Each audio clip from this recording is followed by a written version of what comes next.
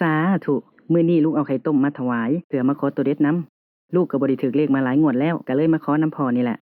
มื้อนี้เอาสำนี้ไปก่อนเด้อไข่ต้มหน่วยหนึ่งงบลูกเบิดแล้วเบิดน้ำงวดก่อนหลายโพดหวังว่าพ่อสิซอยลูกเด้อสาธุ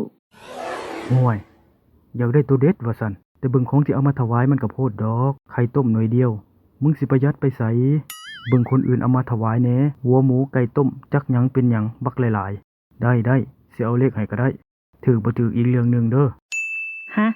67เลขเต่าแม่นบ่สิกล้าซื้ออยู่บ่เลขอื่นก็คือบ่อึดบ่อยากนะซื้อเลขเต่าตามที่พ่อบอกแล้วเด้อ67ตัวละแสนเลยนี่ถือก็กินสิ้นดาดกับโซจูบ่ถือก็ต้มมีบะแต่มันก็ต้องถูกแหละเนาะเพิ่นให้มาขนาดนี้แล้วผลการออกรางวัลหวยพญาแหวงมาแล้วประจำวันที่16เดือน7ปี2090ดนโพดเอาปีนี้ก่อนได้บ่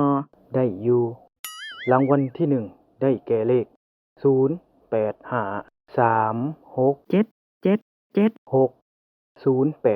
ยถึกแดกอีกแล้วสมน้ำหน้าอย่ามาซ้ำเติมกูเด้ออาจารย์คำปึงเพิ่นให้ของรักษากูมาถึกเลข3งวดเรียนเลยนี่มึงอย่าบอกไผเด้ออาจารย์คำปึงเป็นไผก็อาจารย์ท้ายหมู่บ้านเฮาน่ะเด้เพิ่นรักษาคนถือของได้เบิดคันคนมักลิ้นเลขนี่ควรไปขอของดีนำเพิ่นได้และอีกอย่างเพิ่นยังหาเฮ็ดเสน่ห์นำอีกคันซั่นพากูไปหน่อยเด้อกูอยากได้ผัวอีกคนนึงอาจารย์คำปึงติสบายดีอาจารย์ขะน้อยมาบ่ต้องเว้าหยังอาจารย์ฮู้อาจารย์เห็นผัวมึงบ่กลับบ้านมาหลายมื้อแล้วแม่นบ่มันก็มีวิธีแก้อยู่บ่แม่นได้อาจารย์ขะน้อยมาขอของดีนำเห็นคนสาคนลือว่าอาจารย์มีของดีซื้อเลขแล้วถือบ่ของแบบนั้นไผสิไปมี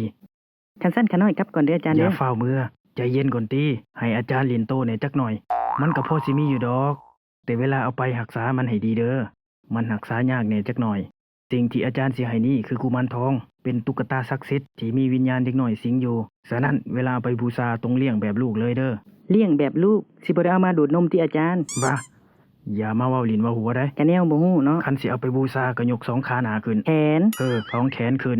เอาเด้อบัดนี้มีคนรับลูกไปอยู่นำแล้วก็ให้โชคให้หมานเพิ่นแหน่เด้อลูกเด้อสาธุขอบใจหลายๆเด้ออาจารย์ข้าน้อยสิรักษาเป็นอย่างดีเลยคันซั่นกลับก่อนเด้ออาจารย์คาย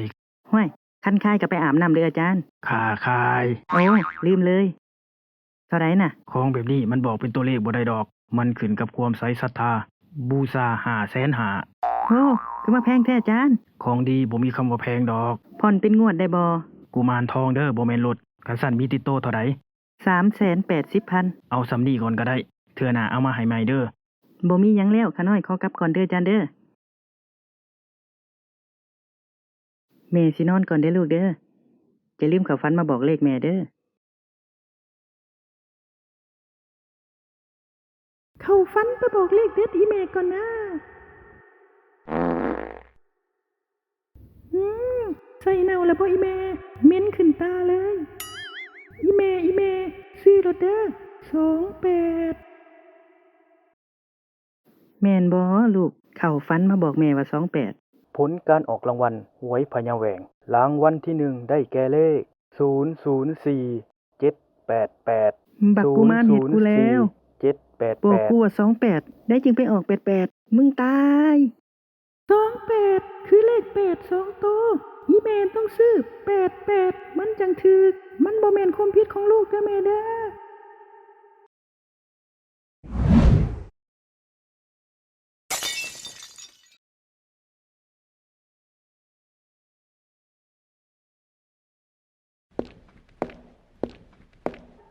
เอาของมาคืนเด้ออาจารย์บ่เห็นสิหมานเด้ข้าน้อยบ่เลี้ยงแล้วเด้อ